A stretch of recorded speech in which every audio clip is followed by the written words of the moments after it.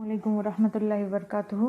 बच्चों, आपने पिछली वीडियो में Newton's first law of motion, Newton के हरकत का पहला कानून ये पढ़ा था। Now we will be discussing about second law of Newton's और सेकेंड लॉ ऑफ मोशन। आज हम न्यूटन के का दूसरा कानून या हरकत का दूसरा कानून ये पढ़ने जा रहे हैं। आप पहले कानून को बार बार पढ़िए। मैंने उसके बाद एक क्लिप भी भेजी थी, वो भी आप देखिए, ठीक है। अगर आप क्वेश्चन हो गए तो आप पूछ सकते हैं, कोई आपके अगर कोई प्रॉब्लम है तो आज हम पढ़ेंगे the second law of motion, ठीक है।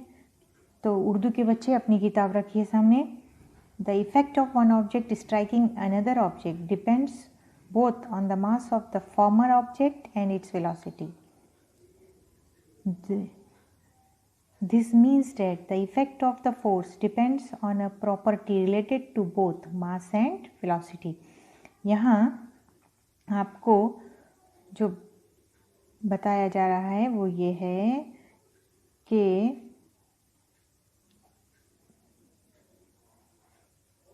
एक minute, effect of an object striking another object depends both on the mass of the former object and velocity. जब भी दो जिस्म एक दूसरे से टकराते हैं तो जो असर होता है, उसके जो असरात होते हैं टकराने के, वो दो बातों पे मुनहसिर होते हैं। कौन कौन सी? एक मास पे और दूसरा वेलोसिटी पे, यानी कमियत पे और दूसरा वेलोसिटी पे, ठीक है। ये बात को हम अच्छे से समझेंगे। आपने बचपन में गोटियां खेली होंगी, याद होगा आपको। गोटी खेलते ना, कांच की गोटियां, कंचे जिसे कहा जाता है, वो बच्चे खेलते हैं। तो उसमें आप देखते हैं कि एक स्ट्राइकर होता है, एक मोटी गोटी होती है, मोटी गोटी बड़ी। उसका इस्तेमाल किस लिए करते हैं आप? छोटी गोटियों को मारने के लिए या अपने निशाने के लिए करते हैं, टारगेट पे पहुंचाने के लिए, ठीक है। तो कभी सोचा है कि वो गोटी क्यों बड़ी होती है? यानी उसकी कमियत, उसकी मास ज़्यादा है।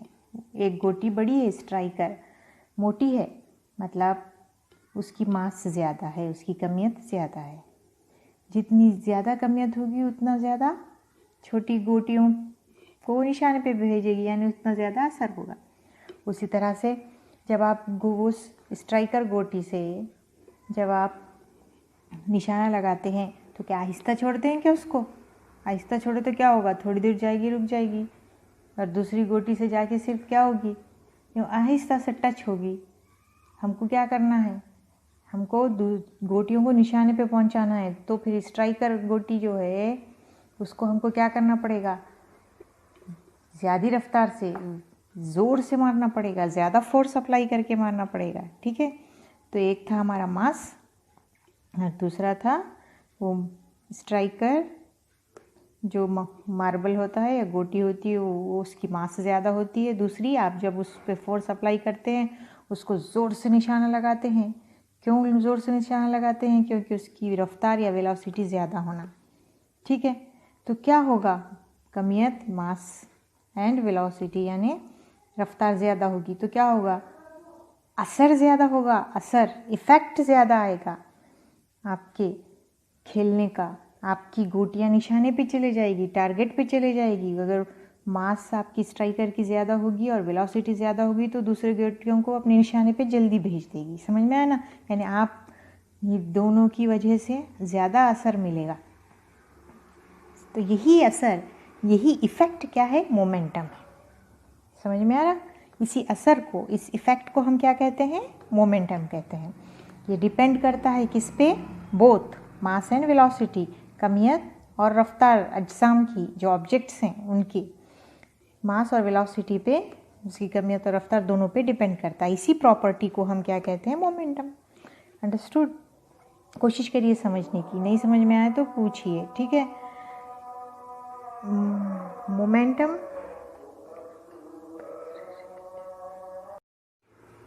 हाँ, तो बच्चों, हम न्यूटन का सेकेंड लॉ ऑफ मोशन में हरकत का दूसरा कानून पढ़ रहे थे।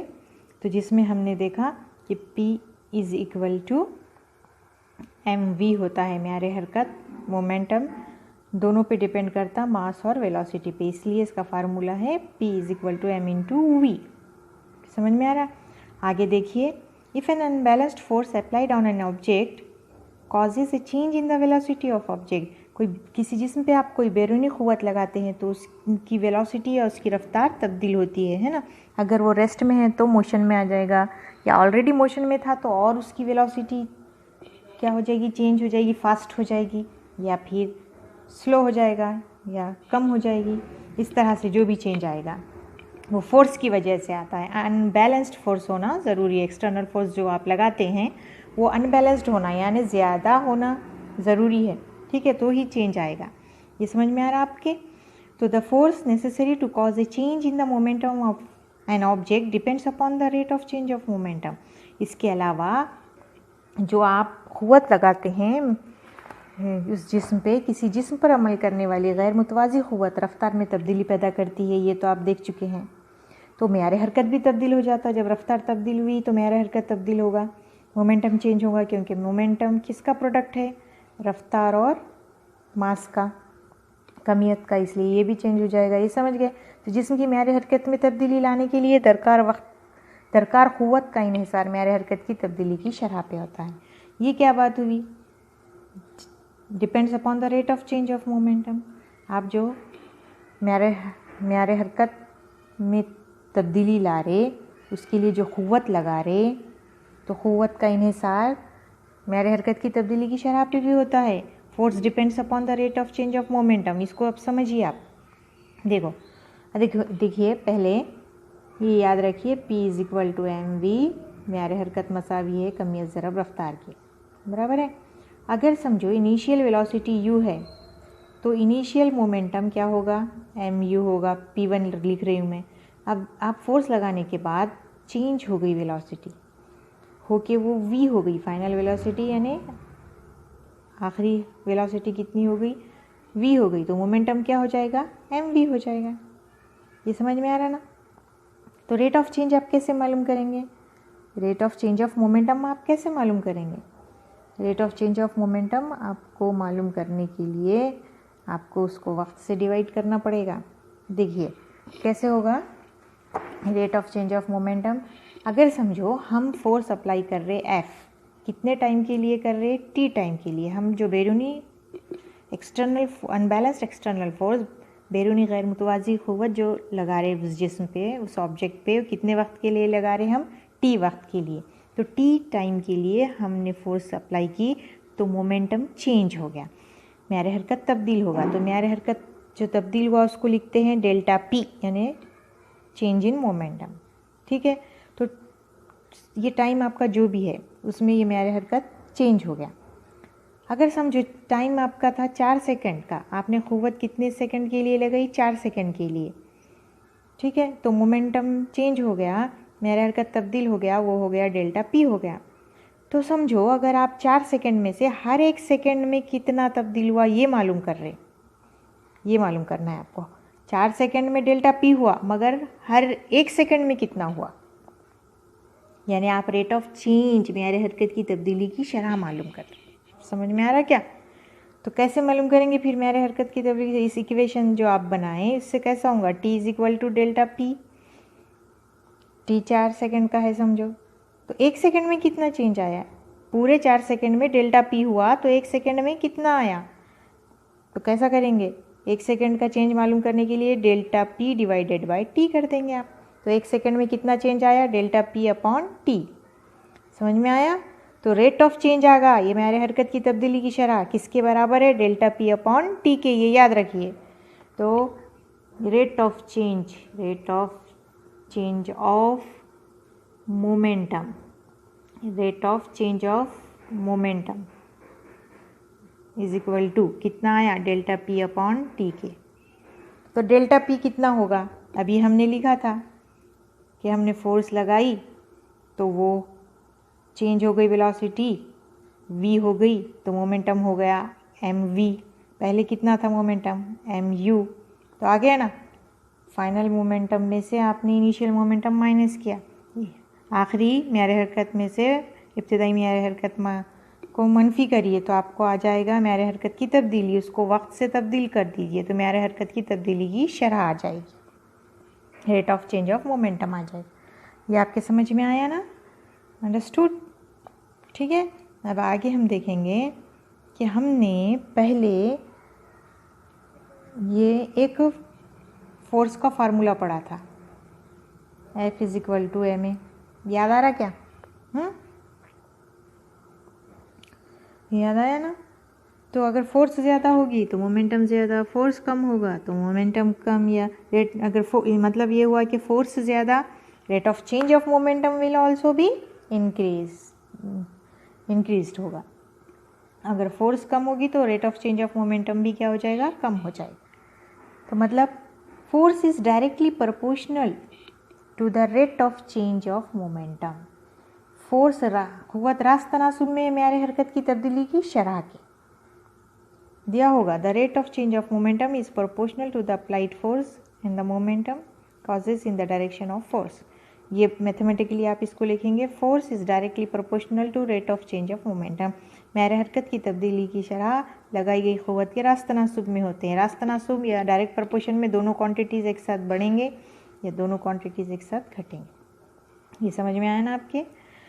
तो देखिए, अब rate of change of momentum या कितना था हमारा, या रेट अभी हमने मालूम करे थे, F is directly proportional to, म्यार हरकत की तब्दीली थी mv - mu अपॉन t, तो rate of change of mv - mu upon t हो गया। तो इसमें m कॉमन निकालिए, F इज़ डायरेक्ट, यहाँ अब ये हम ये नहीं यूज़ कर सकते, डायरेक्टली प्रोपोर्शनल करें ना, तो F directly proportional to m common निकालिए v - u अपॉन t हो गया। तो क़ुव्वत रास्त तनासुब में है rate of change of momentum के। Rate of change of momentum कितना आया हमारा? m को मुश्तरिक निकालो, v - अपॉन t, हम ये लिख सकते। अब एक फार्मूला आपको याद आ रहा होगा हरकत की मसावत का, a = v - u upon t। ये एक ज़ाब्ता है, याद कर लेना है आपको ये सब।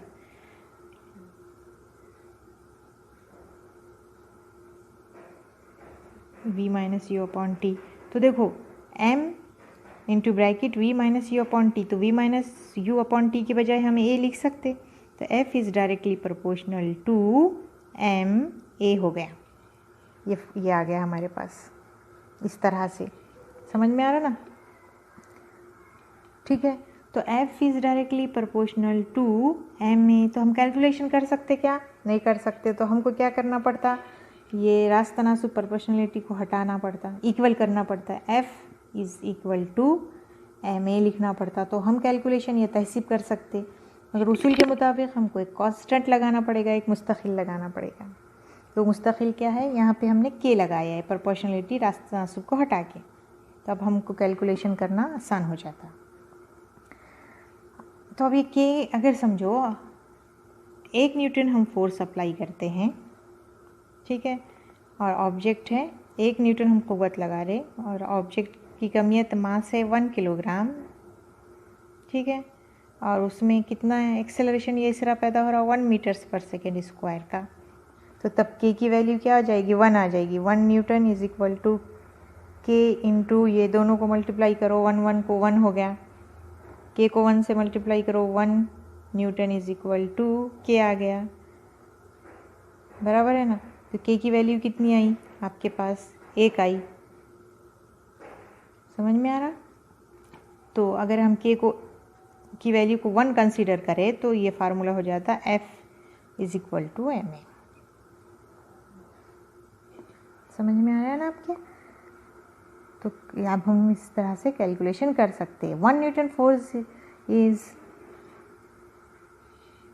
That force which is applied on the mass of 1 kilogram and it produces one acceleration of 1 meters/second². This force is known as 1 Newton force. 1 Newton force किसको कहेंगे? जिसको लगाने से एक किलोग्राम के ऑब्जेक्ट पे लगाए, कमियत के ऑब्जेक्ट पे लगाने से 1 मीटर्स/सेकंड² का अगर इसरा पैदा होता है तो फोर्स 1 है, तो के की वैल्यू 1 आ जाएगी। F is equal to M A हो जाएगा। अंडरस्टूड? ठीक है।